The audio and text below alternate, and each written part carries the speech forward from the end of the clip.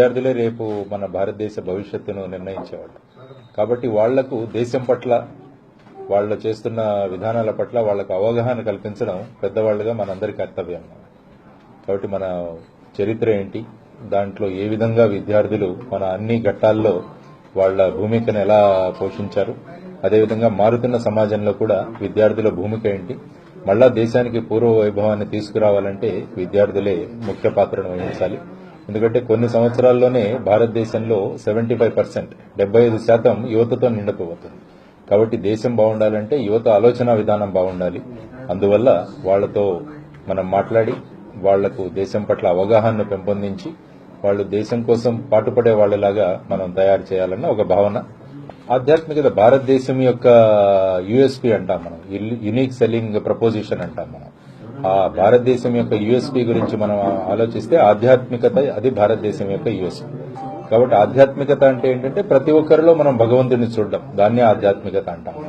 ఇతరుల కోసం మనం పనిచేయడం, ఇతరుల ఆనందాన్ని మన ఆనందంగా తీసుకోవడం, ఇవన్నీ ఆధ్యాత్మికతలో ఒక భావం అన్నమాట. కాబట్టి ఈ ఆధ్యాత్మికతను గనక మనం కుటుంబాల్లో మన విద్యార్థుల్లో గనక పెంచగలిగితే వాళ్ళు ఖచ్చితంగా స్వార్థపరులు కాకుండా దేశానికి ఉపయోగపడే పౌరులుగా తయారవుతారన్నది మన ఉద్దేశం.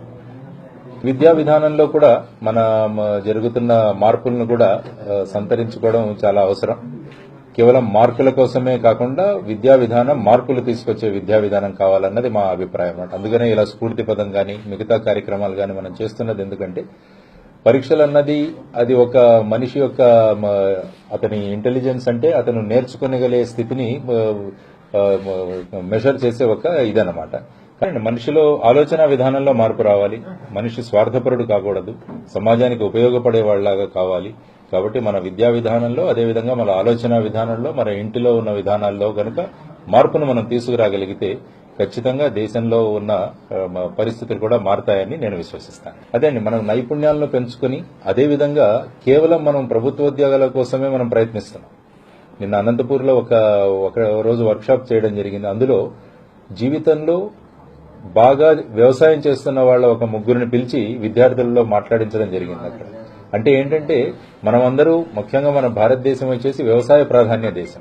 కాబట్టి ఆ వ్యవసాయాన్ని మళ్ళా మనం గుర్తించగలగాలి. మనం కాలేజీల్లో, స్కూళ్లలో నేర్చుకున్న విధానాన్ని, టెక్నాలజీని అక్కడ ప్రవేశపెట్టి మనం ఉత్పాదనలు పెంచుకోవాలి. వ్యవసాయాన్ని కూడా ఒక అగ్రో ఇండస్ట్రీ లాగా మనం తయారు చేయాలన్నమాట. కాబట్టి కేవలం ఈ ఉద్యోగాల గురించే మనం వెతుకుతుంటే, మొన్న ఎక్కడో చదువుతున్నాను, రాబోయే 5 సంవత్సరాల్లో 5.5 లక్షల ఉద్యోగాలు ఉంటాయి, కానీ దానికోసం 12 కోట్ల మంది విద్యార్థులు తయారవుతారని. కాబట్టి అందరికీ ఖచ్చితంగా ఉద్యోగాలు దొరకవు. కాబట్టి మనం వెతుక్కుంటూ వెళ్లాలి ఎక్కడ ఆపర్చునిటీస్ ఉన్నాయన్నది. కాబట్టి మన వ్యవసాయ ప్రాధాన్యం మన భారతదేశంలో ఖచ్చితంగా ఆ వ్యవసాయం దిశగా మళ్లా వెళ్తే ఈ కొత్తగా ఆర్గానిక్ ఫార్మింగ్ అని, సేంద్రియ వ్యవసాయం అని ఇది కూడా వస్తుందన్నమాట. కాబట్టి ఎన్నో ఆపర్చునిటీస్ మనకున్నాయి. కాబట్టి విద్యార్థులను నేను రిక్వెస్ట్ చేస్తున్నది ఏంటంటే ఆ విధంగా కూడా మనం ఆలోచిద్దాం, ఆ విధమైన విధానాలను కూడా మనం చేద్దాం. ఎందుకంటే మన అందులో కూడా ఎంతో ప్రాఫిట్స్ తెచ్చుకుంటున్నారు చాలా మంది. కాబట్టి నేను మిమ్మల్ని చేసి ముఖ్యంగా మీ మీడియా మాధ్యమంలో కూడా మీరేం చేస్తారంటే ఈ విధంగా వేరువేరు విధానాల్లో, వేరువేరు రంగాల్లో నిష్ణాతులైన వాళ్ళని కూడా వాళ్ళని పిలిపించి విద్యార్థులను గనక మనం పరిచయం చేయగలిగితే విద్యార్థుల ఆలోచన విధానాల్లో కూడా మనం మార్పు తీసుకురావచ్చు అన్నది నా విశ్వాసం. కార్యాచరణ నాకు ఇంకా 9 సంవత్సరాల సర్వీస్ ఉందండి. 2025లో నా రిటైర్మెంట్ ఉంది. ఇప్పుడు మహారాష్ట్రలో పనిచేస్తున్నాను నేను. కాబట్టి అక్కడ ఇప్పుడు అడిషనల్ డీజీగా పనిచేస్తున్నాను. ఇంకో 9 సంవత్సరాల సర్వీస్ ఉంది. కాబట్టి ఆ సర్వీస్ చేస్తూ ఈ విధంగా సమాజానికి ఏదైనా ఉపయోగపడే పనులు కూడా దాంట్లో కూడా చేస్తూ ఉంటాను.